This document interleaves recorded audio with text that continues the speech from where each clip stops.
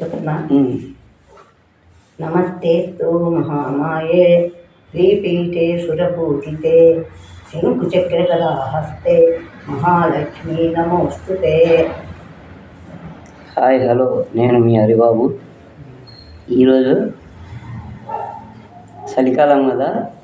చలికాలం మనకు immunity power పెరగాలంటే న్యాచురల్గానే మనకు జలుబు చేస్తుంటుంది. ఇప్పుడు ఎక్కువగా మనం దానికి చీటికి మాటికి జలుబు చేసినప్పుడల్లా హాస్పిటల్కి పోవాల్సిన అవసరం లేదు. హాస్పిటల్కి పోతే మనం ఏం పెడుతుంటే వాళ్ళు యాంటీబయాటిక్స్ మందులు ఇస్తారు.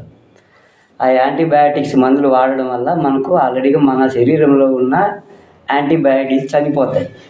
ప్రతిసారి మనం యాంటీబయాటిక్స్ డోస్ తీసుకోవడం వల్ల మనకి ఇమ్యూనిటీ పవర్ పెరగకపోగా ఉన్న యాంటీబయాటిక్స్ చనిపోతాయి బాడీలో ఉన్నటివి. కాబట్టి సహజంగానే జలుబు అనేది 7 రోజుల్లో తగ్గిపోతుంది. దాని గురించి మీరేం టెన్షన్ పడాల్సిన అవసరం లేదు.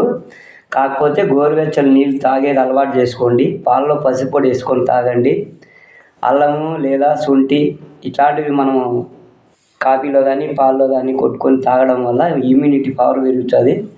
జలుబుకు మంచి చక్కటి పరిష్కారం అవుతుంది. లేదా గోరువెచ్చని నీళ్ళలో కాస్త ఒక స్పూన్ తేనె కానీ నిమ్మరసం కానీ యాడ్ చేసుకొని తాగితే కనుక మనకు జలుబు తగ్గిపోయి బాగా ఆరోగ్యంగా ఉంటారు.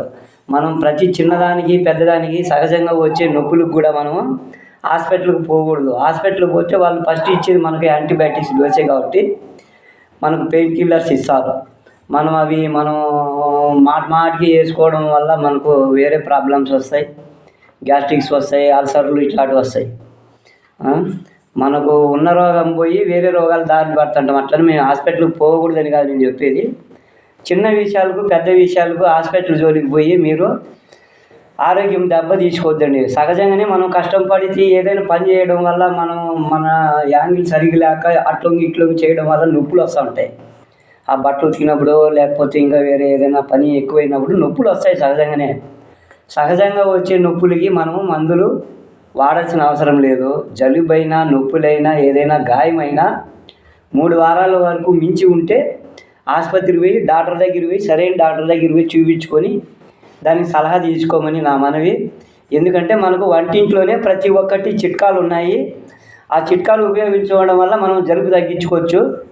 తొలిసాకులు కానీ తొలిసాకుల రసం కానీ ఈ కషాయం మాదిరి తీసుకుంటే కనుక మనకు ఇమ్యూనిటీ పవర్ పెరిగి జలుబు రాకుండా ఉంటుంది. ముఖ్యంగా రేపు వీడియోలు ఎంత ఎక్కువ వచ్చింది కాబట్టి రేపు చెప్తాను జలుబు గురించి పెద్దగా టెన్షన్ పడాల్సిన అవసరం లేదు. జలుబు అనేది సహజ జబ్బే. అది 7 రోజులకి ఎలాగైనా తగ్గిపోతుంది. మొదటి 2-3 రోజులు మనకు కొంత ఇబ్బందిగా ఉంటుంది.